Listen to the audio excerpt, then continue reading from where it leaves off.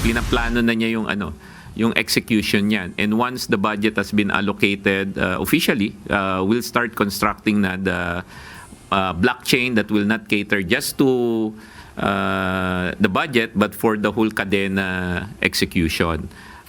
Siguro by 2027, yan na yung mangyayaring pure blockchain from budget to disbursement to budget allocation, etc. etc.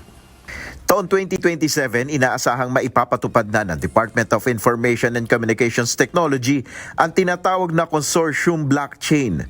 Ito ang mas malawak na paggamit ng blockchain technology ng mga ahensya ng gobyerno para sa mas transparent na paggamit ng pambansang pondo. Ayon kay DICT Secretary Henry Aguda, mas mahigpit na mababantayan ang pondo ng bayan mula sa alokasyon at sa paggastos nito. Paliwanag ni DICT Undersecretary David Almirol, sa pamamagitan ng mas pinalawig na digitalization, makikita ng malinaw na DICT, Commission on Audit o COA at ng Department of Budget and Management o DBM ang ginagastos sa mga proyekto ng pamahalaan. So pag nagpasok ng budget po data ng DBM, kita po agad-agad yan ng DICT, kita rin yan ng COA. Pag may nagpasok naman po ng report, halimbawa inaward itong project na ito kay halimbawa contractor A, kita rin po ng 3 server po yan. At sinabi doon, bayad na itong project na ito, kita rin po yan. 30% done na yan. So wala na pong ghost project dito, mababantayan po natin po ito, no? Binigyan din ng Department of Information and Communications Technology na malaking tulong ang paggamit ng pamahalaan ng tinatawag na blockchain technology upang maiwasan ang katiwalian sa paggamit ng pambansang pondo.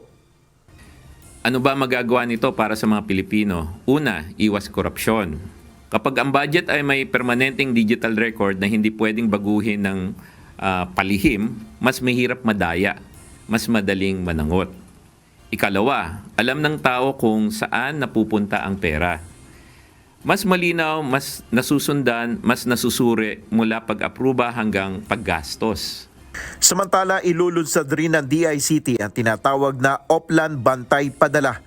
Sa pamamagitan naman ito, maaaring magreklamo ang publiko laban sa mga delivery service o courier ukol sa mga ipinapadalang parcel o anumang package. Bakit po ito mahalaga? Malalaman mo kung sino ang mapagkakatiwalaang courier. Makikita mo kung inaayos ang reklamo at may epekto ang boses mo. Pag nagreklamo po kayo sa 1326 at dict.gov.ph, every week po, binibigyan po ako ng report dyan ng PIMEDES team kung sino yung mga delivery service na may mga problema. Down to the specific problem po. At marami na pong naayos naman. Nel Maribuhok, UNTV News and Rescue, Diyos ang aming sandigan, serbisyo publiko ang aming pinahalagahan.